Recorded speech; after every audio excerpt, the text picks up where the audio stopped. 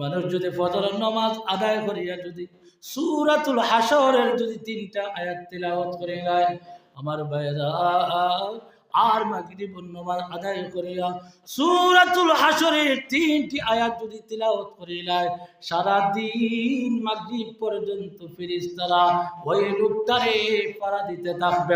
সুবহানাল্লাহ। নামাজ আপনার আমার জন্য মহান আল্লাহ তাআলা ফরজ করেছেন, আকিমিস সালাম, বান্দারে তোমরা নামাজ কায়েম করো।